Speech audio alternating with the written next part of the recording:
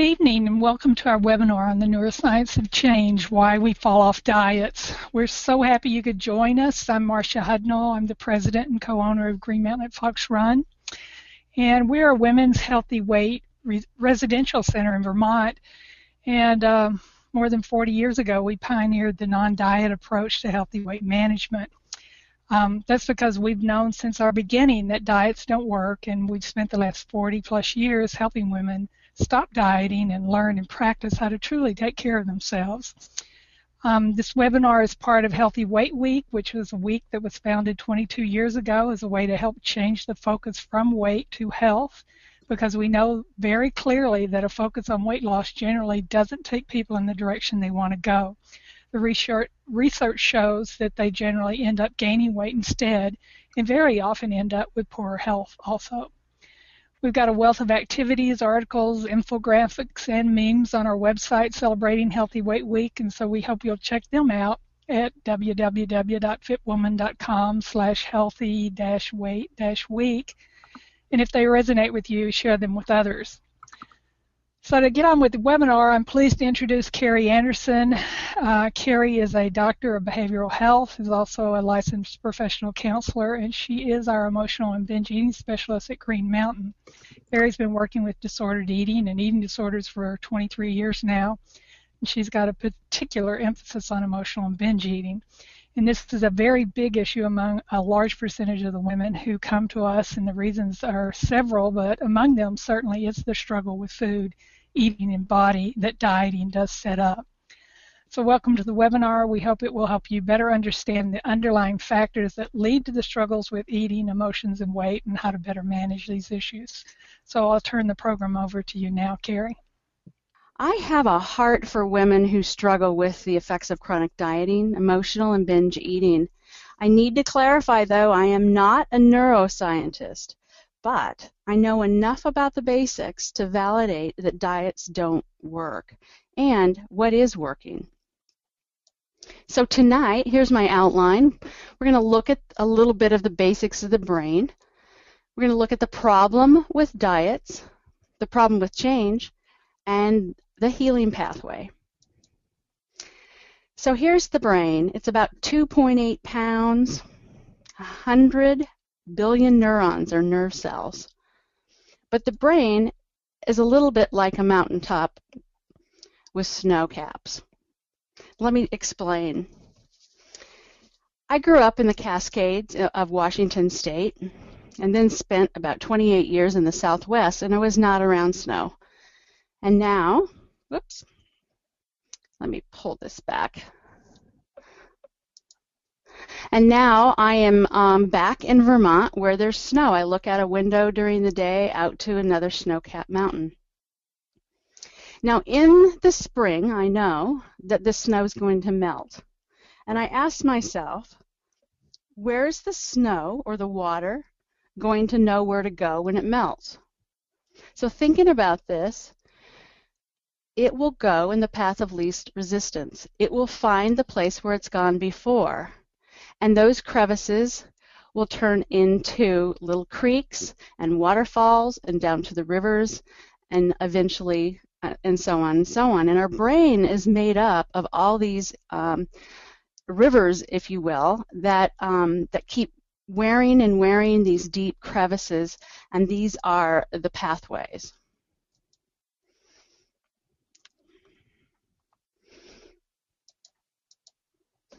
So, it's easier to do what you've always done.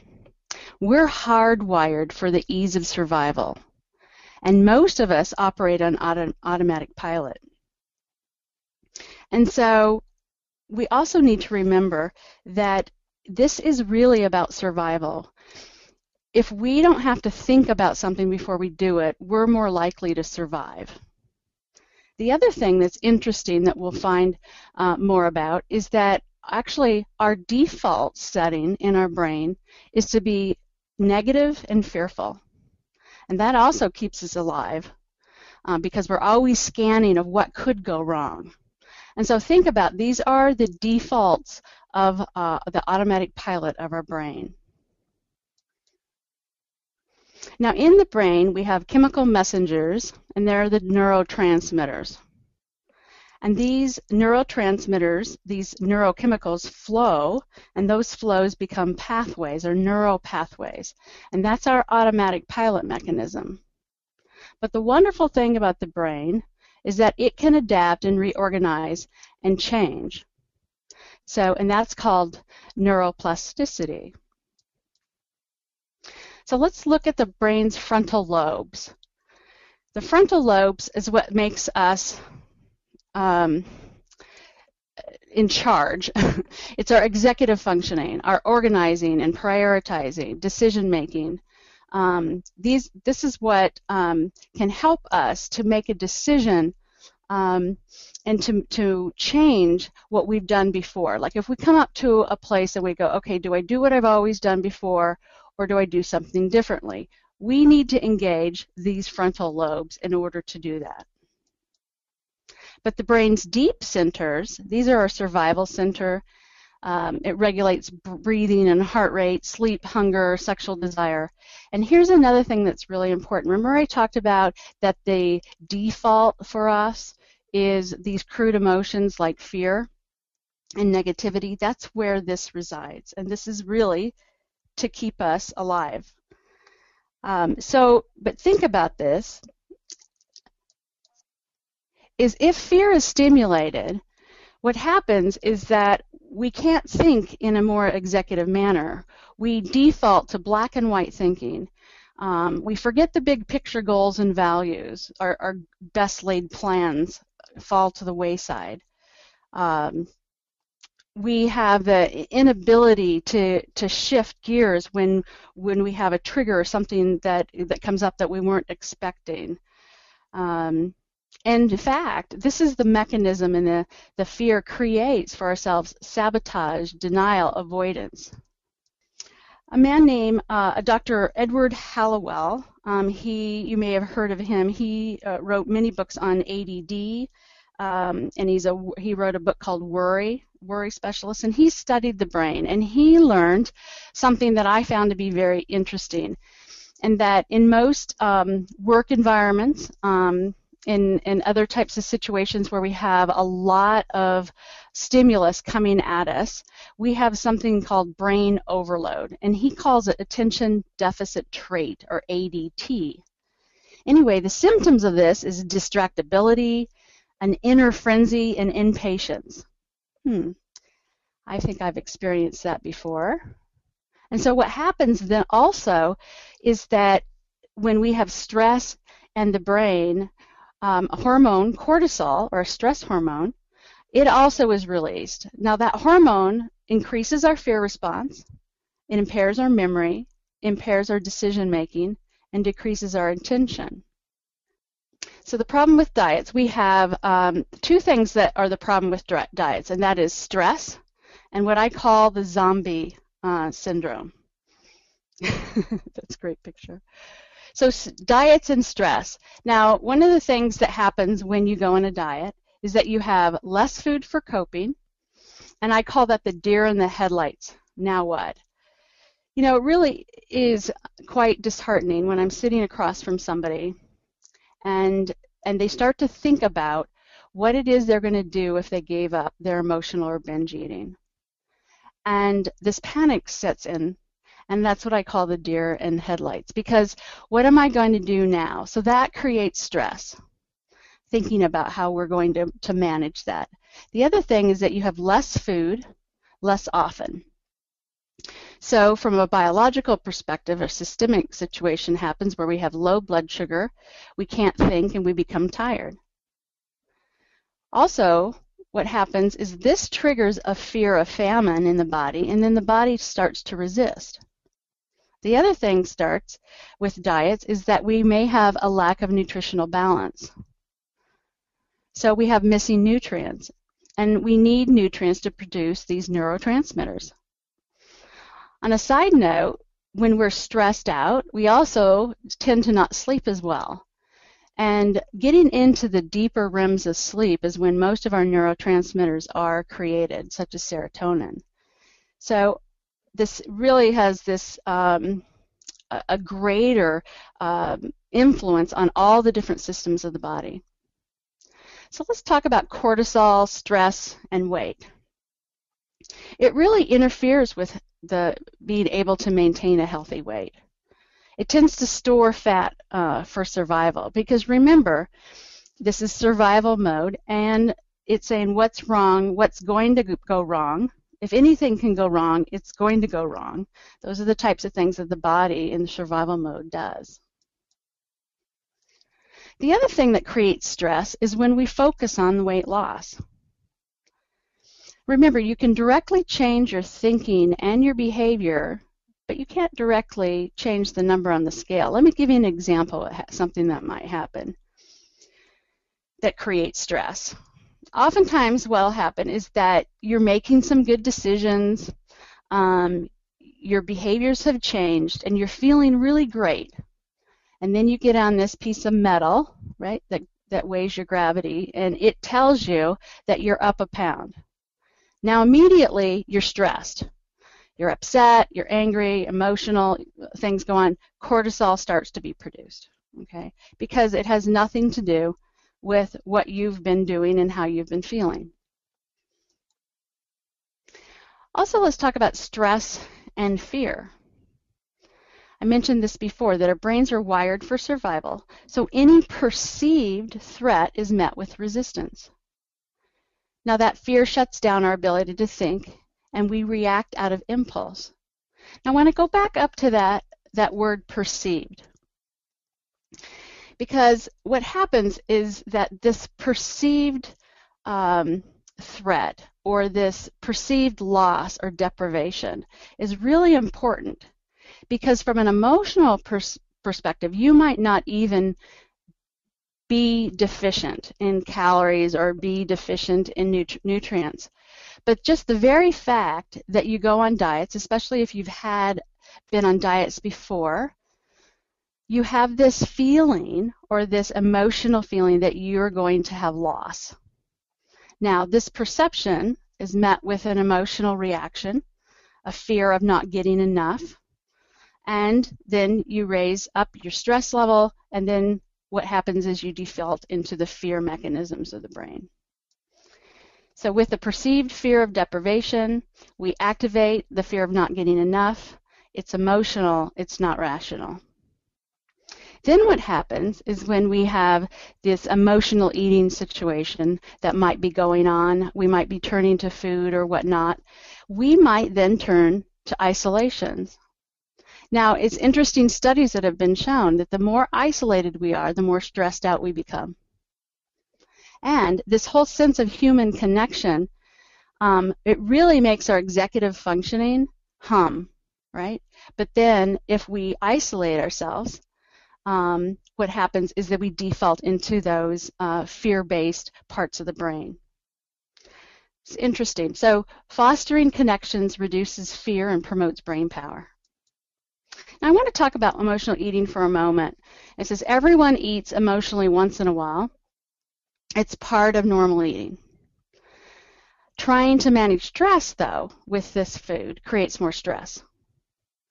And the fear then creates perfectionism. Because remember when I talked about how fear in those primal parts of the brain, it defaults to black and white thinking, which is basically perfectionism. And then when you get into black and white thinking, that creates what we call a binge mentality. Because what happens is you're either on your diet or you're off your diet. And so if you've been off your diet, you might as well go for it. And that creates the binge mentality. So let me talk about the zombie syndrome. What I mean by that is that most people, especially those that have disordered eating, have a personality trait that's called like low self-directedness, okay? And what that means is that we tend as people to just tell me what to do. Just point me in the right direction. I don't want to have to make any decisions. I don't want to have to think. And that's why we are really attracted to diets. We're really attracted to the latest and greatest, what book, to the do-eat list, the don't-eat list, the counting points, whatever it is that we need to do, just as long as it's easy. In fact, just put the food in front of me. I don't want to have to shop. I don't want to have to plan. I don't want to have to cook, all those types of things, because it's just easier to not have to think and to default. Well, as you're probably following along by now, and it's because when we have to think, it takes more energy. But unfortunately, when we don't think, it's not going to help us to change. So diets are easy in the beginning because they take a little thought.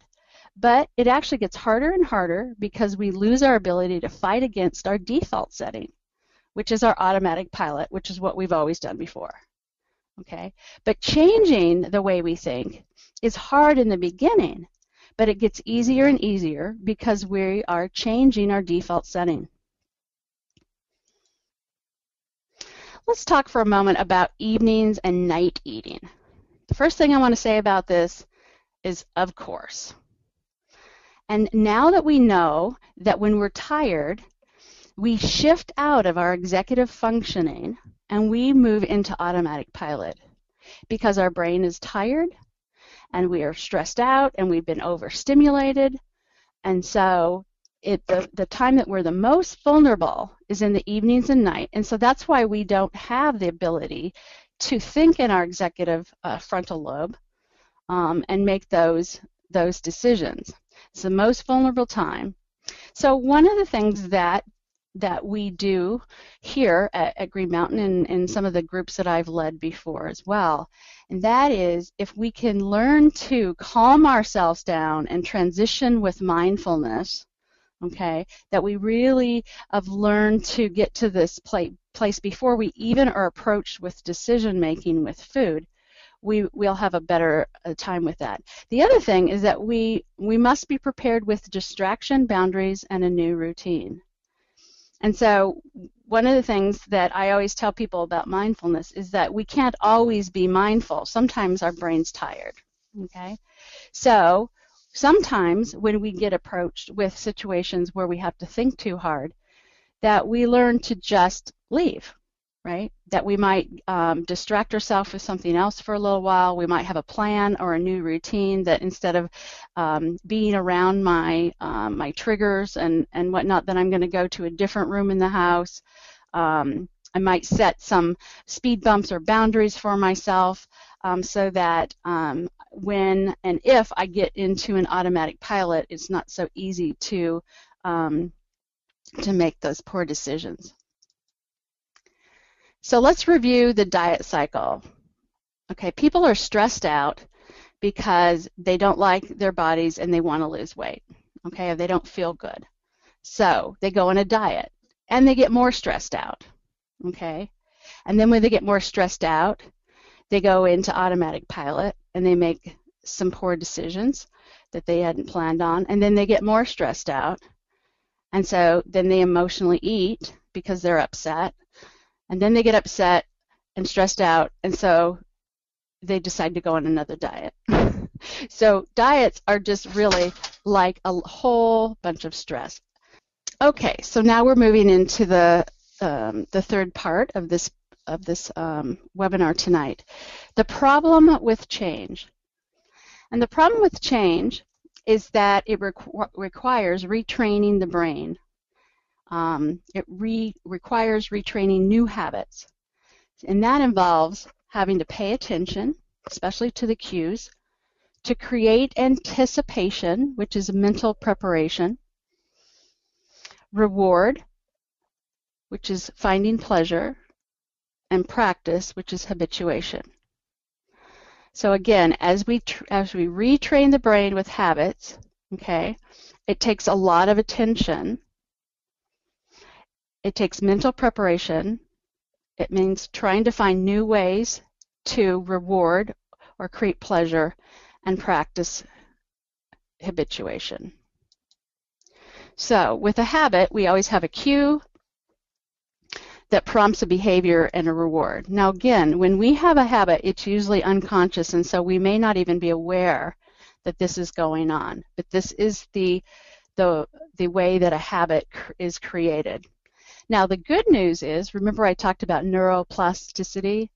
We can actually change these neural pathways by really slowing things down and looking at and knowing about our cues, replacing with a new behavior, and creating a similar reward.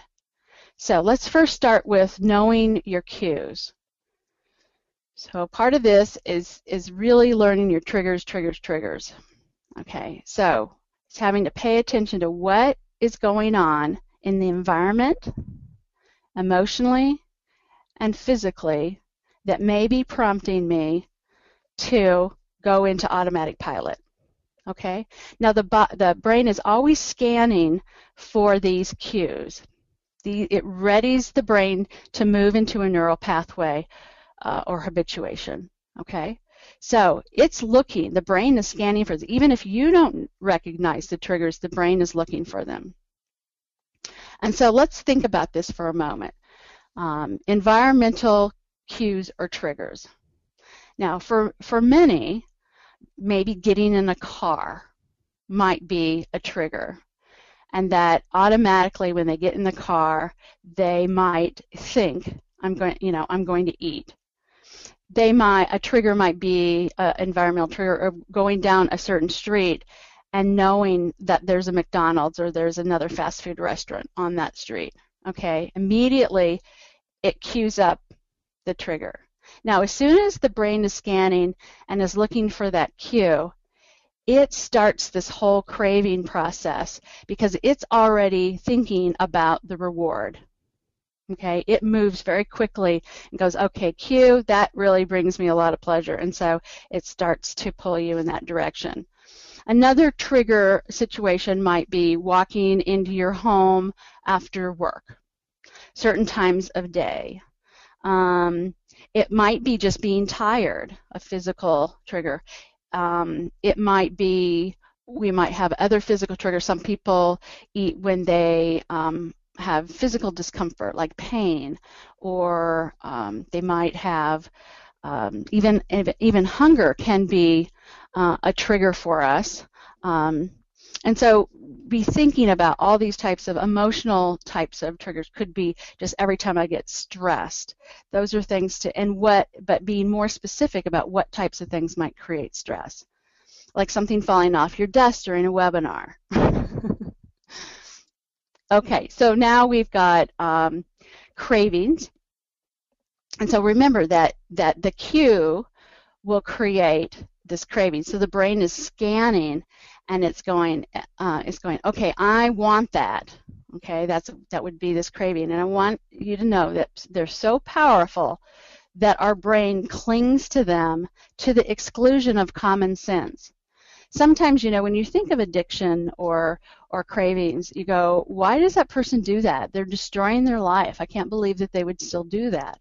Well, a lot of that has to do with how powerful cravings can be. But we have neuroplasticity, and so we can change those. We have the ability to change that neural pathway. Neural pathway, remember, is creating our defaults, so we can create our patterns and habits. Now, here's another interesting thing that's come out in the research, and part of this, as you recognize a cue, this part of this is termed, it's a mental preparation or a focus. They're finding that mental preparation and focus is so important in changing a habit, and you must believe. Hope is an essential ingredient in terms of once you're cued up, is that you can create this anticipation and even visualize in your own mind's eye a vivid detail as if of how it's going to be, what the reward is going to be. Okay, so part of this, and a lot of people will use the technique of visualization in vivid sensory detail, so going through all the different senses in your mind. And what this does is it really captures this anticipation of reward, something that's pleasurable, something that you want to create. Another interesting factor in terms of changing habits has to do with self-compassion. Now, someone might say, what does that have to do with neuroscience? Well, remember the fear response? Remember how when we default into the fear response, that what happens is that then we can't make these executive functioning decisions, that stress and cortisol starts to flow through our system. Self-compassion, we have learned, disengages the fear response. So if you're self-critical and you're getting on yourself all the time about something, you're stressed. You're engaging this fear response. Okay, it's kind of like don't do anything wrong. It's kind of like you have a bad internalized parent that's lecturing you all the time, and that creates a stressful environment, a fear response, and so it does not lend itself for change. And so we have to really create a positive environment for change. Okay, the next thing would be is to replace the behavior with a new behavior, and think about of having something close to the same reward. Now, as we create intentional behavior choices at this point, and learning to change up the routines, we can place any type of thing in, remember we go cue, behavior, reward. Now some people say, oh, please don't tell me to take a pedicure. It's like, that's not going to be as good as food. Well, many times it isn't going to be as good as food, except if you can visualize and imagine and be hopeful and positive that whatever you're creating is going to be a reward. And reward is simply really just meeting your needs. Let's think about that again. A reward is simply learning how to meet your need. Now, it may not be that that rush of feel-good chemicals when you have sugar in the pleasure center of the brain, but at the same time, what's happening is there's a bigger issue that's going on when we turn to food for different things, and that is we're just trying to get our needs met. So if you're able to identify a certain need, for instance, let's say that that you're stressed out and that you're just trying to transition yourself in the evening so that you can get to sleep. Okay, many people will use food to help transition themselves from the stress of the day. They're in the sympathetic nervous system to more of a parasympathetic nervous system, which is rest and digest and kind of come down. So essentially, if that's your goal, is to be able to relax enough to be able to go to sleep, then if you can find some other things that will give you that reward of relaxation and pleasure and being able to get yourself to sleep, then you actually are getting the same reward. So a reward has to do with pleasure and joy, and engaging a memory with all the senses. So we have an activity that we use here called My Favorite Things. And essentially what we do is we do a brainstorm way back from the time that we're a child, all the way up till today, of all those things, all those favorite things, and we go through all the senses. Okay, so what is beautiful to look at? What brings me joy? To hear, to smell, what sensations are pleasurable for me. And so we're trying to create this whole full experience, and so that we can come up with those things to create reward for ourselves. And then it takes practice. So we must have to habituate in order to create this new pathway, which is going to take some patience. And one of the things that I believe so important about this process is not to live in what we call when I, then I'll, okay? Is to live in the now and to be happy now, okay? And so as we create these more pleasurable experiences, as we learn to create a situation so we're not so stressed out, we can live in the present more mindfully.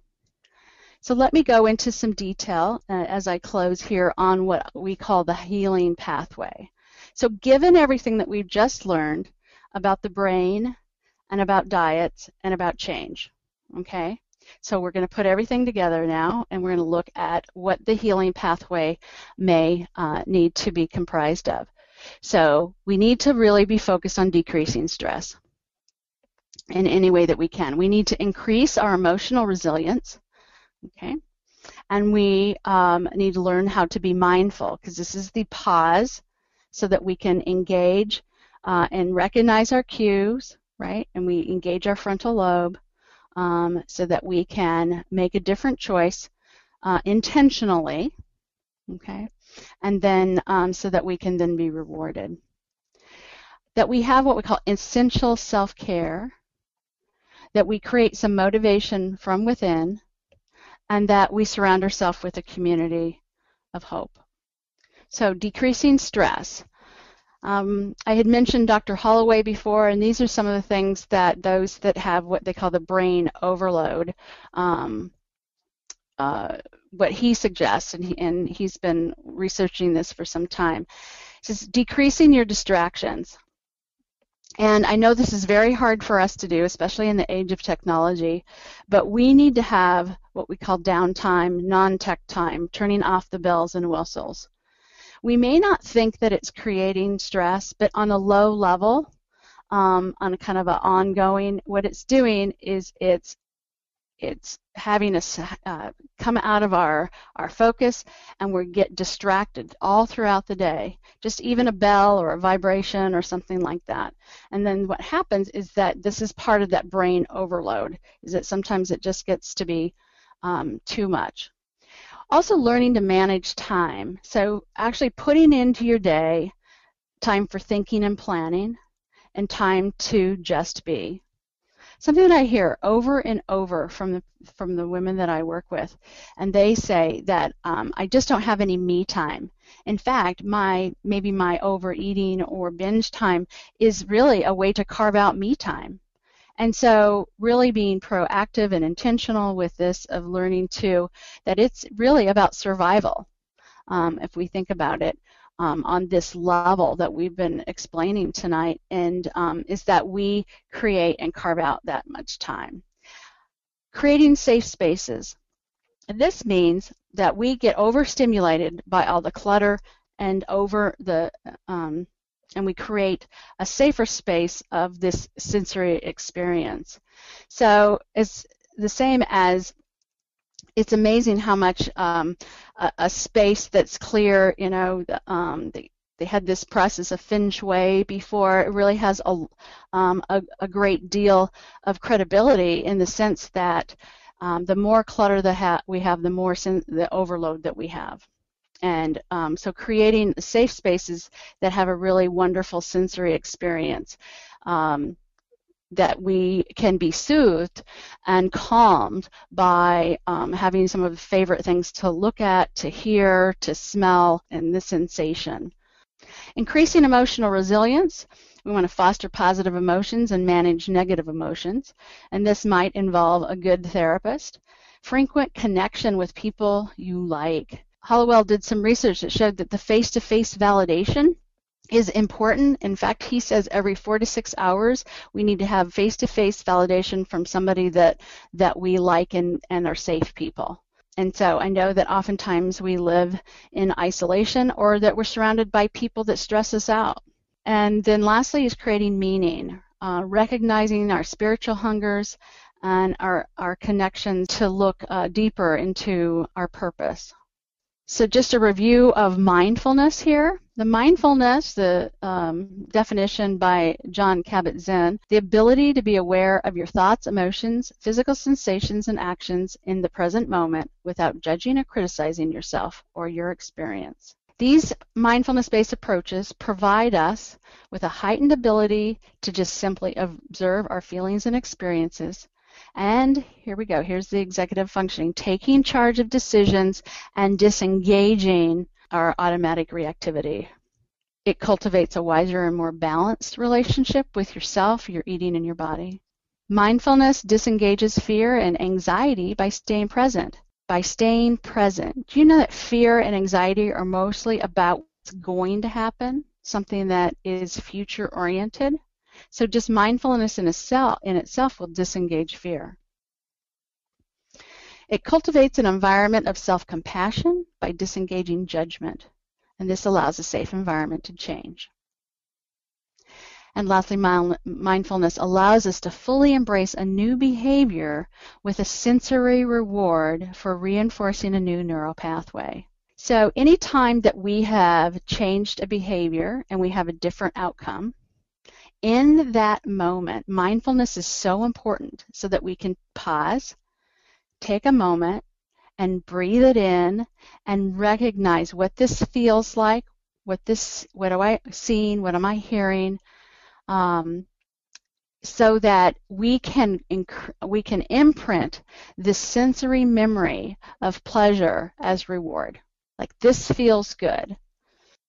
Essential self-care includes sleep and rest. Remember, good sleep, good deep sleep creates and produces neurotransmitters. Predictable, nourishing, and mindful eating. Joyful movement and physical activity. One thing I want to say about this in terms of joyful movement, I have put this for a reason, and Ralph Carson is somebody else that I'm going to reference at the end here that I've learned about in terms of cortisol and stress. And one of the things that he said that was so powerful and moving to me is that if you are exercising and you don't like it, it creates stress. It creates cortisol. So you might be thinking you're doing yourself a really, oh, I'm really doing something good for myself by, running on this treadmill at, 6.0 at so many percent incline and hating every minute of it, thinking that you're doing yourself good, but you might be creating stress and cortisol and really fighting against your own benefit. So I wanted to make a point of that. Finding a safe, supportive environment to heal, and learning new coping strategies with new rewards. So really, this is a whole life management. Learning to engineer your environment, your emotional and physical health. Decreasing your stress or your cortisol, you can do by decreasing stress, you can balance your blood sugar by eating more frequently throughout the day, making sure that you're balancing your nutrients, getting enough rest and sleep, again, exercising with pleasure, using mindful meditation, finding safe people, and just want to put in a warning about drugs and alcohol.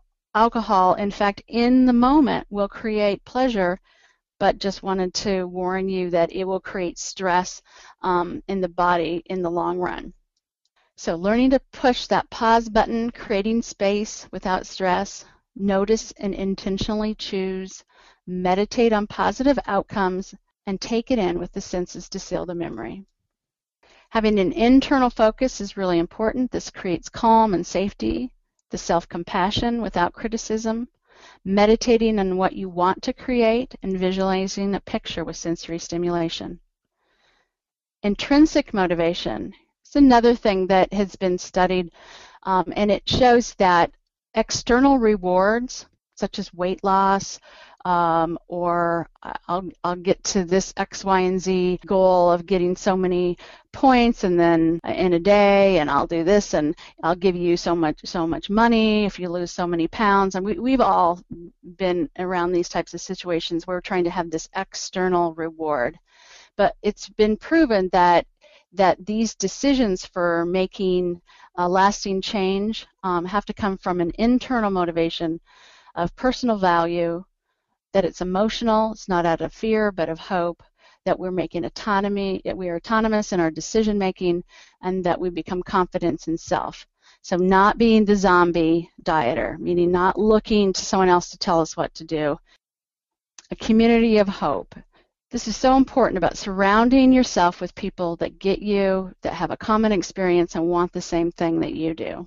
It's a key ingredient for change. So here we are with what freedom looks like.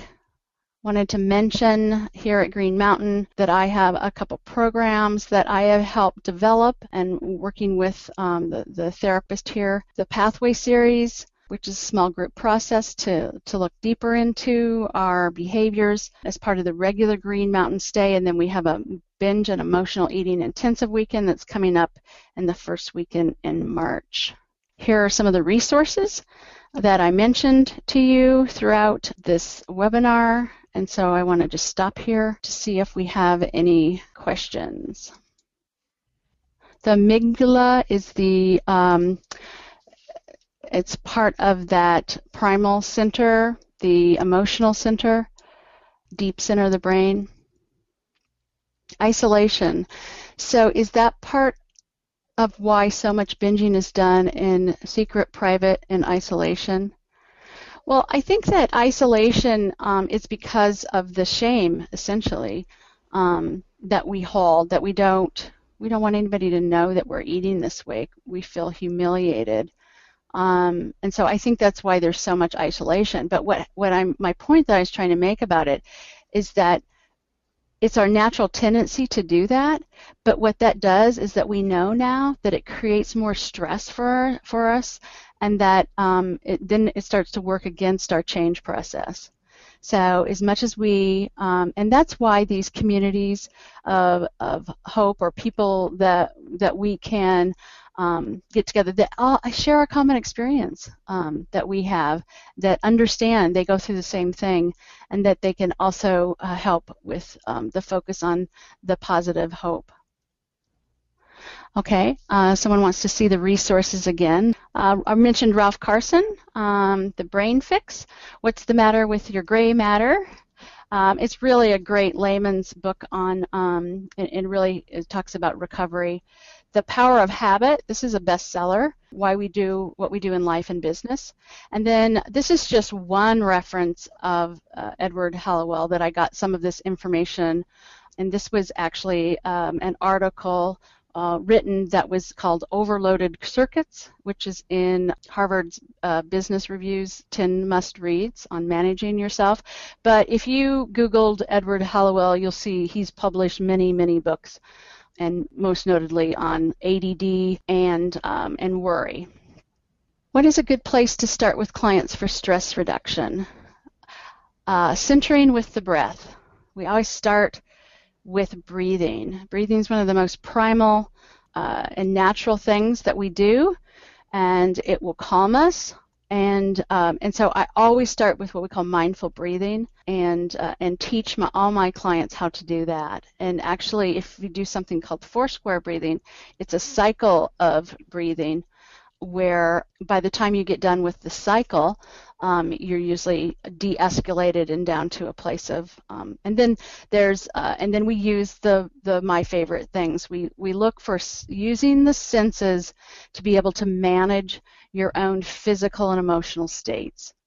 So you can increase your energy, you can calm yourself down, use lots of things that you can do using your senses. And so that's why it's important to do a full brainstorm with your clients in terms of all those things in the five senses that bring pleasure to them.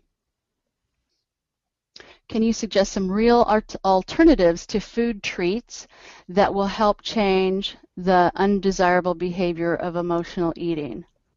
Okay, so what kind of treats can you have besides food?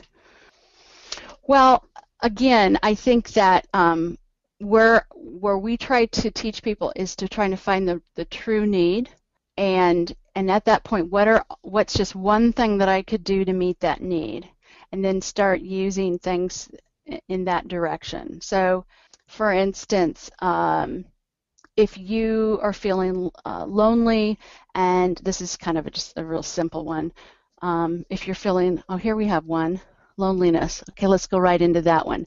I have a problem with loneliness. Often no one is around to talk to, and I don't have many friends. What do I do at those times when I feel lonely and there's nowhere to go and no one to call? Well, no one is a pretty powerful word or phrase. And so I feel for you. Loneliness is one of those things that's really painful and insidious. And so what I would recommend is that we change the concept of no one, and we start very slowly to add people that like similar things that you do, and start showing up at those places where people are doing those things. And we start meeting people, and we take risks. And it's very hard in the beginning, but one of the things that I've often said is that I call it the Cheers effect. And what I mean by, I'm dating myself, but I'm talking about the bar in Boston or the TV series. And one of the things that they said was going someplace where everybody knows your name. And there's something really important about that, is that if you go someplace that they know your story, you don't have to share your story over and over. And if you don't show up, they wonder where you're at. And so, you know, the 12-step programs have done this for a long time. And we've known that they've been effective. But part of it has to do with just a group of people, a circle of hope. Is this process a mix of emotional and intellectual learning? We get emotional rewards from eating. Part of this process for change is intellectual, part is emotional. Correct. I'm sorry, I'm just reading this. But basically what it is, it's when I said the whole experience, it's really learning to heal yourself on emotional level, in the thinking process, intellectually, okay, and then also environmentally, okay. So we're changing our thinking, we're changing the way that we can manage our emotions, and we're also learning to change our environment through our relationships, creating safe spaces, creating less chaos and frenzy in our life, more calm. All right, so this is the last question tonight. Does it work to self-validate in a mirror if we can't get someone else every 4 to 6 hours as recommended? Well, validating yourself and having self-compassion is really, really important. But there's something about the human bond and human connection and relationship that's really powerful in terms of the chemicals that it produces and the healing process of the brain. Okay, so this was about neuropsychology and neural pathways tonight, and so we do want to have these human connections, but it's also, so this is an and. This isn't a, if you can't find the human connection, then you're out of luck. This is, if you can't, okay, do that, then let's learn to do some self-validation. Now, you don't need to do it in a mirror. That kind of reminds me of, what is it, the Smiley character from Saturday Night Live? I'm really dating myself. But anyway, you don't need to do it necessarily like that. But you do have to learn to have this internalized parent, this voice of self-compassion that you learn to have dialogue between your ears all day long that's really giving you a pep talk. Can you talk about the impact of sugar on the brain? Wow. Well, I've got some personal stories about that. You know, when I was 8 years old, I learned that if I poured straight sugar packets down my throat, that my anxiety would calm down. So yes, when we take a load of sugar, simple sugars, and our blood sugar will raise really quickly, goes in the pleasure centers of the brain, and we get a pleasure and immediate relief and a calming sensation. But it can do that, but at the same time, we can get pleasure from a lot of other things too. So, in fact, those studies that shows the brain lighting up with sugar, they've also done studies that they'll show a beautiful sunset or holding hands with somebody that you love, and the brain looks exactly the same, and it lights up in those types of studies. So sugar's not the only pleasure in life, really. So, in fact, I've learned that if I have too much sugar, ultimately I don't feel very good, and I don't like to not feel very good because it creates stress. And when I create stress, then I get into this fear mode, and then I can't think very well. So there.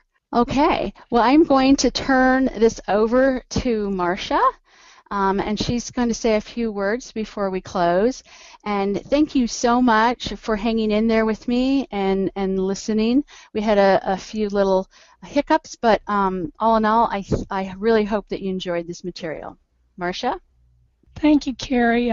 I certainly enjoyed it. I had to bite my tongue a few times wanting to jump in there and talk with you too, but because they unmuted me a while ago. But anyway, that was just an excellent overview of how diets really do set up struggles with food and eating and weight and you'll be talking on our blog on Friday about being happy now, and I think this was a good introduction to that also. So if anybody wants to hear more from Carrie real soon, check out our blog, fitwoman.com/blog on Friday, and there'll be a post here from her. So I want to thank all of you for joining us, and we really do hope that what you've learned here has been helpful in healing.